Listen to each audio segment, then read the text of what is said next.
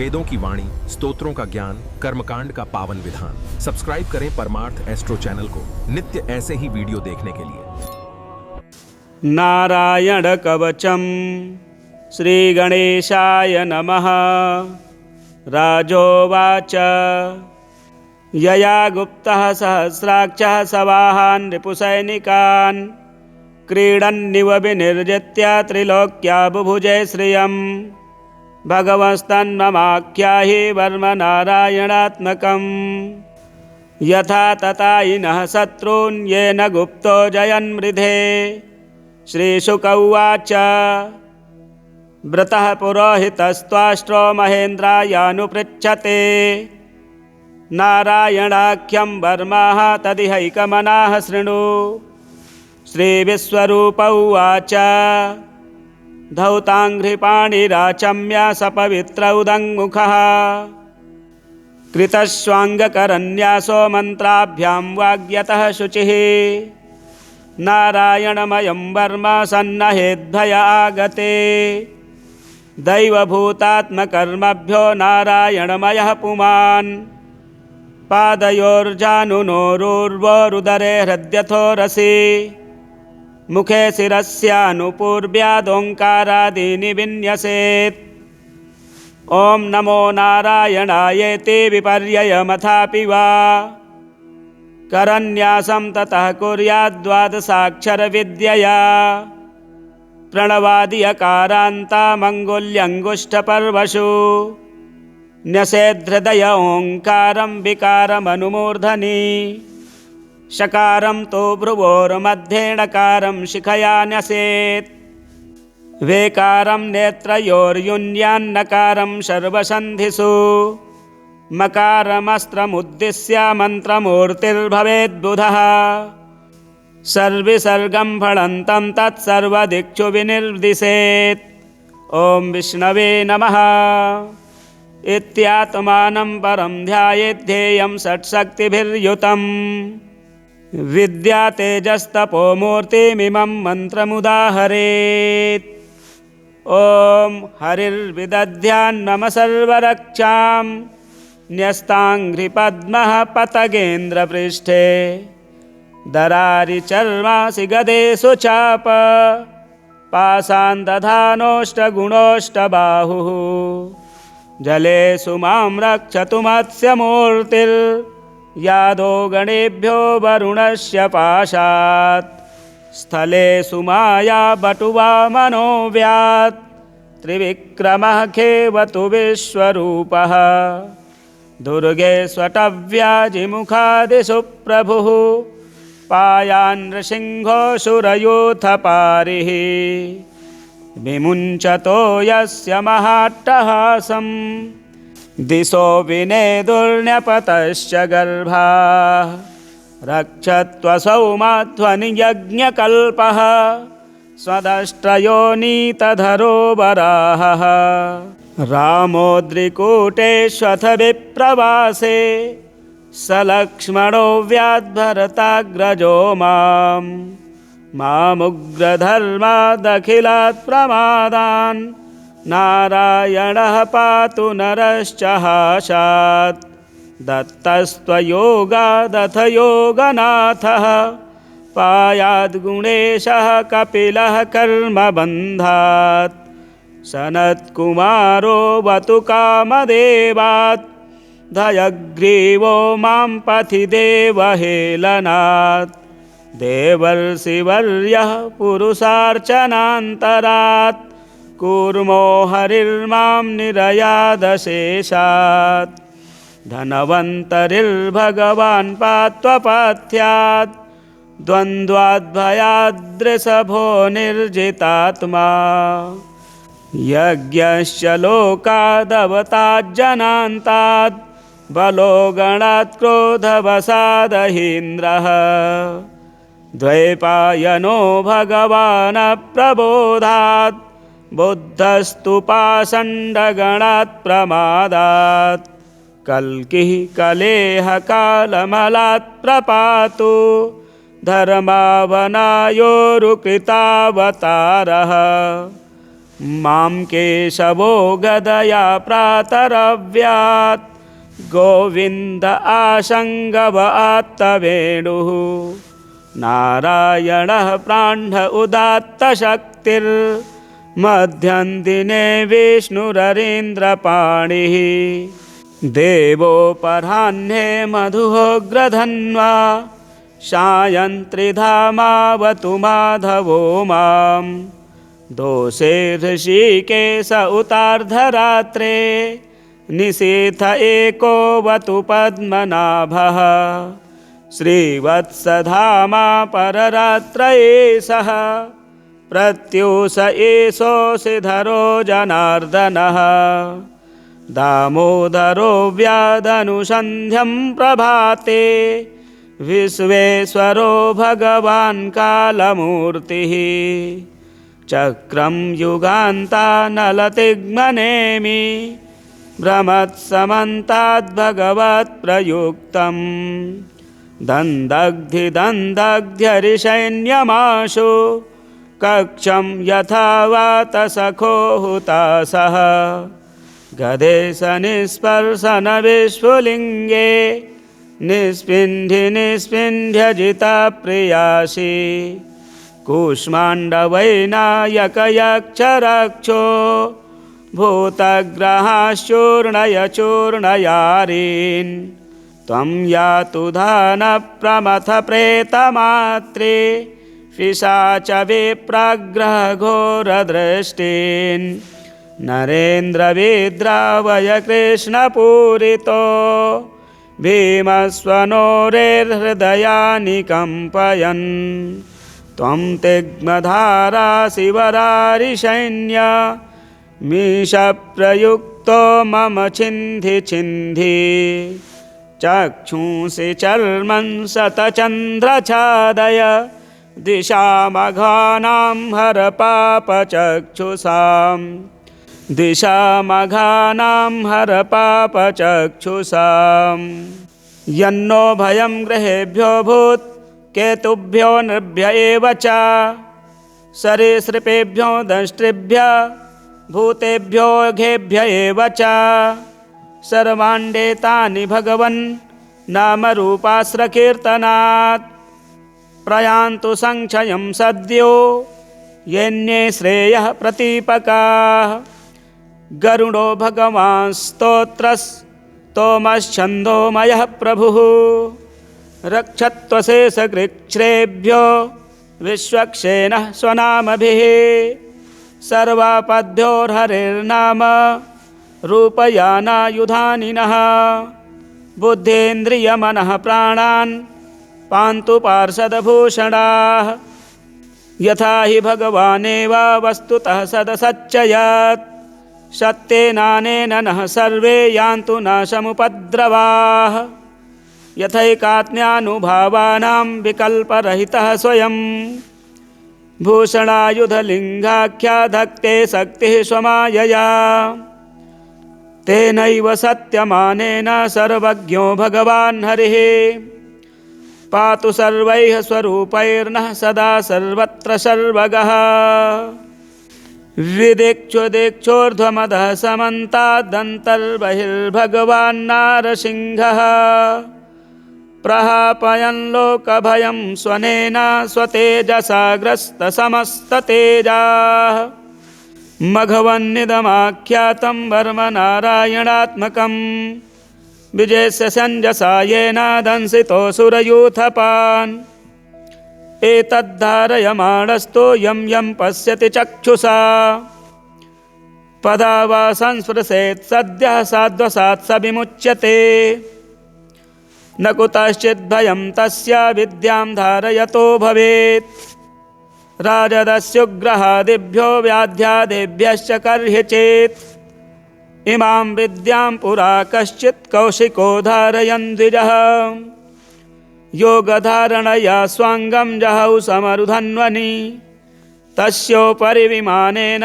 गन्धर्वपतिरेकदा ययौ चित्ररथः स्त्रीभिर्वृतो यत्र द्विजक्षयः गगनान्यपतत् सद्यः स विमानो ह्यवाक्षिराः शबालखिल्यवचनादस्थिन्यादाय विस्मितः प्रास्य प्राचे सरस्वत्यां स्नात्वा धाम स्वमन्वगात् य इदं शृणुयात् काले यो धारयति चादृतः तं नमस्यन्ति भूतानि मुच्यते सर्वतो भयात्।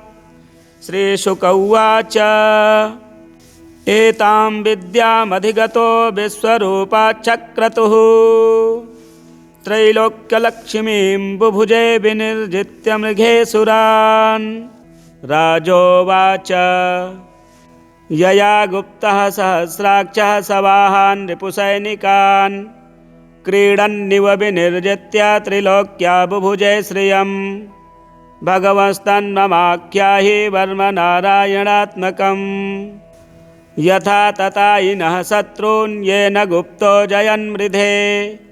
श्रीशुक उवाच व्रतः पुरोहितस्त्वाष्ट्रो महेन्द्रायानुपृच्छते नारायणाख्यं वर्माः तदिहैकमनाः शृणु। श्रीविश्वरूप उवाच धौताङ्घ्रिपाणिराचम्य सपवित्र उदङ्मुखः कृतस्वाङ्गकरन्यासो मन्त्राभ्यां वाग्यतः शुचिः नारायणमयं वर्म सन्नहेद्भय आगते दैवभूतात्मकर्मभ्यो नारायणमयः पुमान् पादयोर्जानुनोरुर्वोरुदरे हृद्यथोरसि मुखे शिरस्यानुपूर्व्यादोङ्कारादीनि विन्यसेत्। ॐ नमो नारायणायेति विपर्ययमथापि वा करन्यासं ततः कुर्याद्द्वादशाक्षरविद्यया प्रणवादियकारान्तामङ्गुल्यङ्गुष्ठपर्वशु न्यसेद्धृदय ओङ्कारं विकारमनुमूर्धनि शकारं तु भ्रुवोर्मध्ये णकारं शिखया न्यसेत् वेकारं नेत्रयोर्युन्यान्नकारं सर्वसन्धिषु मकारमस्त्रमुद्दिश्य मन्त्रमूर्तिर्भवेद्बुधः सर्विसर्गं फलन्तं तत्सर्वदिक्षु विनिर्दिशेत्। ॐ विष्णवे नमः इत्यात्मानं परं ध्यायेद्धेयं षट्शक्तिभिर्युतम् विद्यातेजस्तपोमूर्तिमिमं मन्त्रमुदाहरेत्। ॐ हरिर्विदध्यान्मम सर्वरक्षां न्यस्ताङ्घ्रिपद्मः पतगेन्द्रपृष्ठे दरारिचर्मासि गदेषु चाप पाषाणदधानोऽष्टगुणोऽष्टबाहुः जलेषु मां रक्षतु मत्स्यमूर्तिर्यादो गणेभ्यो वरुणस्य पाशात् स्थलेषु माया बटुवामनो व्यात् त्रिविक्रमः खेवतु विश्वरूपः दुर्गे स्वटव्याजिमुखादिषु प्रभुः पायान् नृसिंहोऽसुरयूथपारिः विमुञ्चतो यस्य महाट्टहासं दिशो विनेदुर्न्यपतश्च गर्भाः रक्षत्वसौ माध्वनियज्ञकल्पः स्वदष्ट्रयोनीतधरो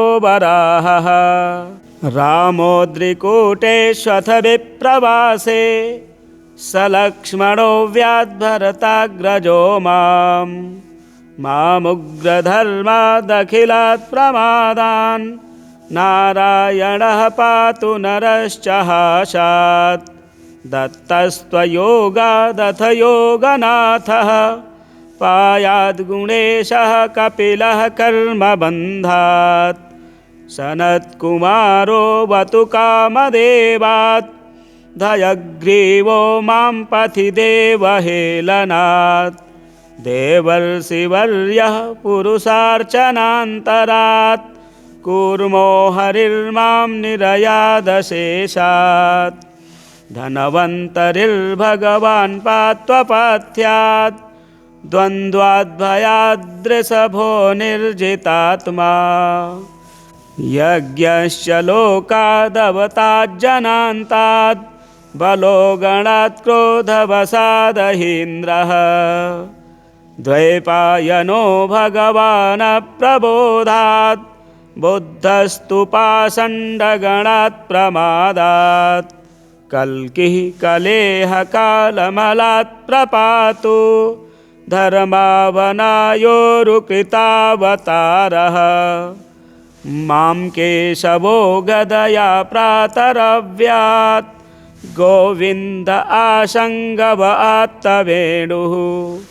नारायणः प्राण्ढ उदात्तशक्तिर्मध्यं दिने विष्णुररीन्द्रपाणिः देवोपराह्ने मधुहोग्रधन्वा सायन्त्रिधामावतु माधवो मां दोषे ऋषिकेश उतार्धरात्रे निशीथ एकोऽवतु पद्मनाभः श्रीवत्सधामा पररात्रये सः प्रत्यूष एषोऽसिधरो जनार्दनः दामोदरो व्यादनुसन्ध्यं प्रभाते विश्वेश्वरो भगवान् कालमूर्तिः चक्रं युगान्तानलतिग्मनेमि भ्रमत्समन्ताद्भगवत्प्रयुक्तं दन्दग्ध्यरिसैन्यमाशु कक्षं यथा वातसखो हुतासः गदेशनिस्पर्शन विश्वलिङ्गे निस्पिन्ध्यजिता प्रियासि कूष्माण्डवैनायकयक्षरक्षो भूतग्रहाश्चूर्णयचूर्णयारीन् त्वं यातु धानप्रमथ प्रेतमात्रे पिशाच विप्राग्रहघोरदृष्टीन् नरेन्द्रविद्रावय कृष्णपूरितो भीमस्वनोरेर्हृदयानि कम्पयन् त्वं तिग्मधारा शिवरारिसैन्य मीशप्रयुक्तो मम छिन्धि छिन्धि चक्षुंसि चर्मं शतचन्द्रछादय दिशामघानां हर पापचक्षुषां दिशामघानां हर पापचक्षुषां यन्नो भयं गृहेभ्यो भूत्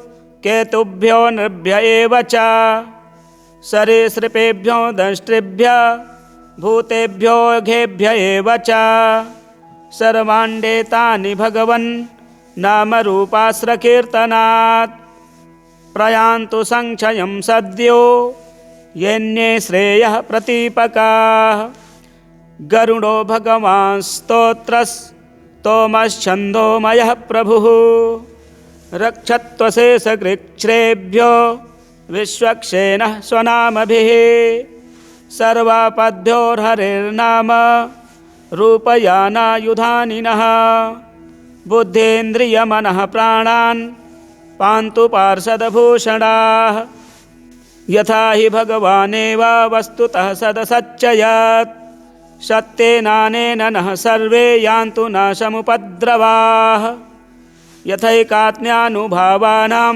विकल्परहितः स्वयं भूषणायुधलिङ्गाख्याधक्ते शक्तिः स्वमायया तेनैव सत्यमानेन सर्वज्ञो भगवान् हरिः पातु सर्वैः स्वरूपैर्नः सदा सर्वत्र सर्वगः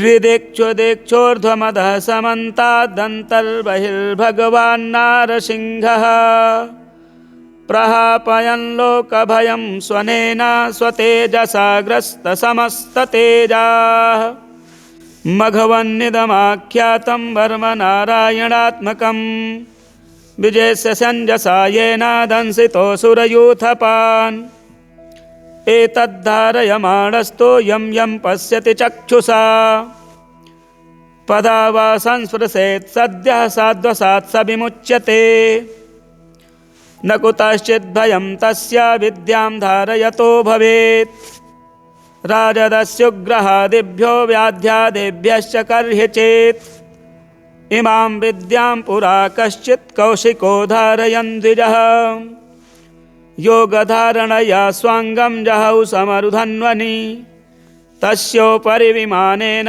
गन्धर्वपतिरेकदा ययौ चित्ररथः स्त्रीभिर्वृतो यत्र द्विजक्षयः गगनान्यपतत् सद्यः स विमानो ह्यवाक्षिराः शबालखिल्यवचनादस्थीन्यादाय विस्मितः प्रास्य प्राचे सरस्वत्यां स्नात्वा धाम स्वमन्वगात् य इदं शृणुयात् काले यो धारयति चादृतः तं नमस्यन्ति भूतानि मुच्यते सर्वतो भयात्।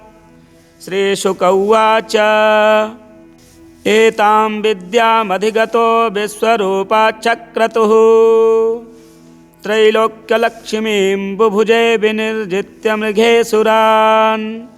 राजोवाच यया गुप्तः सहस्राक्षः सवाहान् रिपुसैनिकान् क्रीडन्निव विनिर्जित्य त्रिलोक्या बुभुजे श्रियम् भगवस्तन्ममाख्याहि वर्म नारायणात्मकम् यथा ततायिनः शत्रून् येन गुप्तो जयन्मृधे।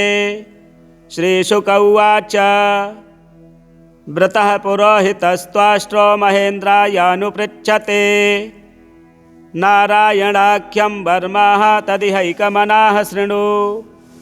श्रीविश्वरूप उवाच धौताङ्घ्रिपाणिराचम्य सपवित्र उदङ्मुखः कृतश्वाङ्गकरन्यासो मन्त्राभ्यां वाग्यतः शुचिः नारायणमयं वर्म सन्नहेद्भय आगते दैवभूतात्मकर्मभ्यो नारायणमयः पुमान् पादयोर्जानुनोरुर्वोरुदरे हृद्यथोरसि मुखे शिरस्यानुपूर्व्यादोङ्कारादीनि विन्यसेत्।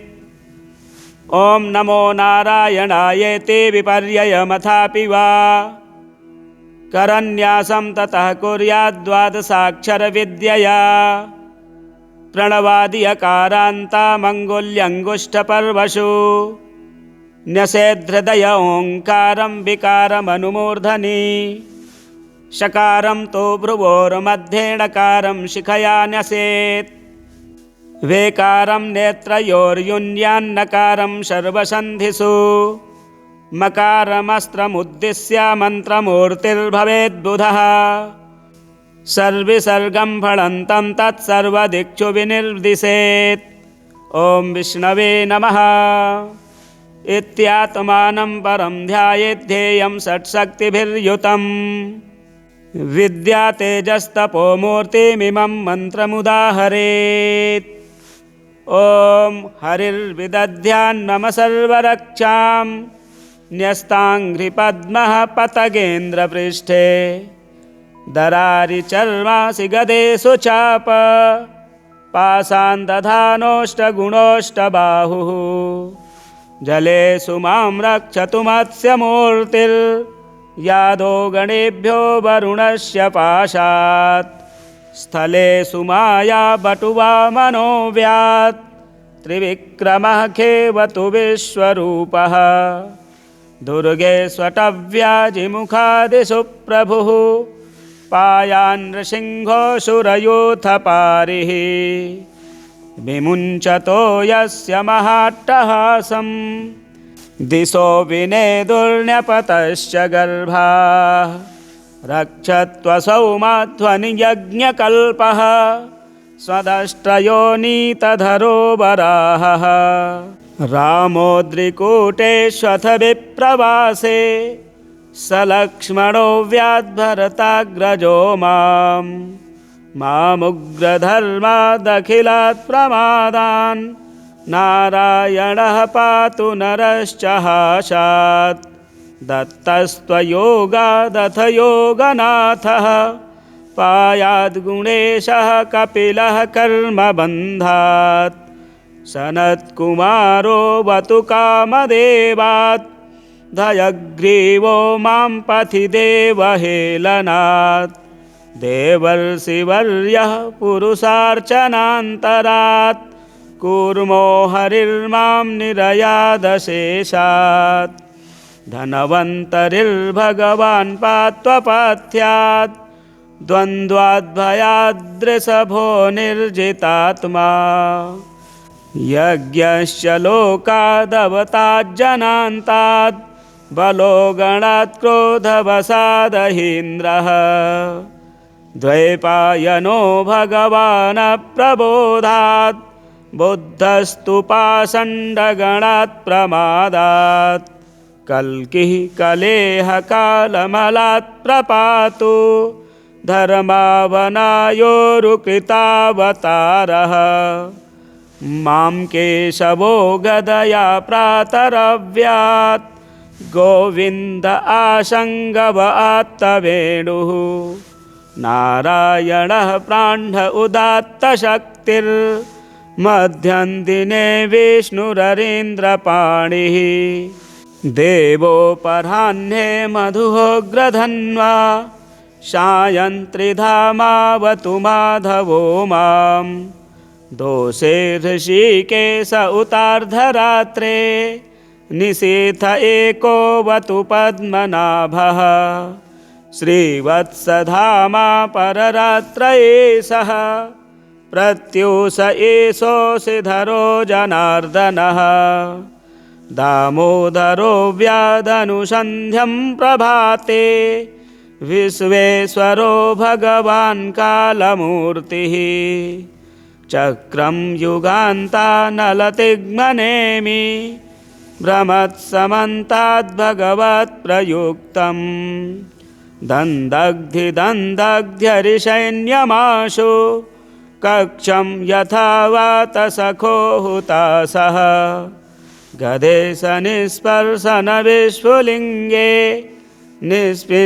निस्पिन्ध्यजिता प्रियासि कूष्माण्डवैनायकयक्षरक्षो भूतग्रहाश्चूर्णयचूर्णयारीन् त्वं यातु धानप्रमथ प्रेतमात्रे पिशाच विप्राग्रहघोरदृष्टीन् नरेन्द्रविद्रावय कृष्णपूरितो भीमस्वनोरेर्हृदयानि कम्पयन् त्वं तिग्मधारा शिवरारिसैन्य मीशप्रयुक्तो मम छिन्धि छिन्धि चक्षुंसि चर्मन् शतचन्द्रछादय दिशामघानां हर पापचक्षुषाम् दिशामघानां हर पापचक्षुषाम् यन्नो भयं गृहेभ्यो भूत्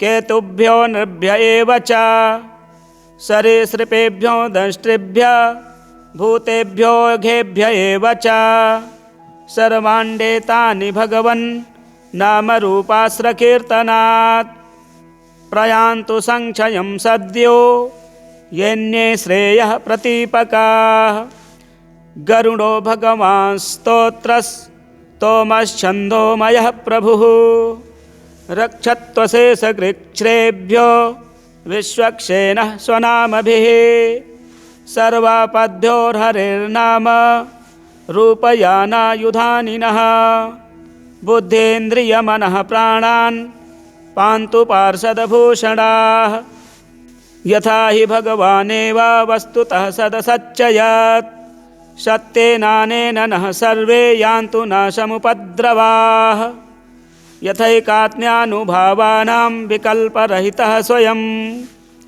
भूषणायुधलिङ्गाख्याधक्ते शक्तिः स्वमायया तेनैव सत्यमानेन सर्वज्ञो भगवान् हरिः पातु सर्वैः स्वरूपैर्नः सदा सर्वत्र सर्वगः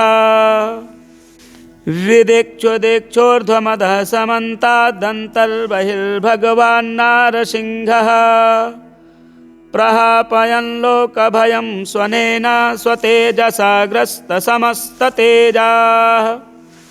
मघवन्निदमाख्यातं वर्मनारायणात्मकं विजयस्य सञ्जसा येन दंसितोऽसुरयूथपान् एतद्धारयमाणस्तो यं यं पश्यति चक्षुषा पदा वा संस्पृशेत् सद्यः साध्वसात् स विमुच्यते न कुतश्चिद्भयं तस्य विद्यां धारयतो भवेत् राजदस्युग्रहादिभ्यो व्याध्यादेभ्यश्च कर्ह्यचेत् इमां विद्यां पुरा कश्चित् कौशिको धारयन् द्विजः योगधारणया स्वाङ्गं जहौ समरुधन्वनि तस्योपरि विमानेन गन्धर्वपतिरेकदा ययौ चित्ररथस्त्रीभिर्वृतो यत्र द्विजक्षयः गगनान्यपतत् सद्यः स विमानो ह्यवाक्षिराः शबालखिल्यवचनादस्थीन्यादाय विस्मितः प्रास्य प्राचे सरस्वत्यां स्नात्वा धाम स्वमन्वगात् य इदं शृणुयात् काले यो धारयति चादृतः तं नमस्यन्ति भूतानि मुच्यते सर्वतो भयात् श्रीशुक उवाच एतां विद्यामधिगतो विश्वरूपाच्चक्रतुः त्रैलोक्यलक्ष्मीं बुभुजे विनिर्जित्य मृगेसुरान् त्रैलोक्यलक्ष्मीं बुभुजे विनिर्जित्य मृगेसुरान् नारायण परमस्तोत्रम् जय जय नारायणार्पणमस्तु।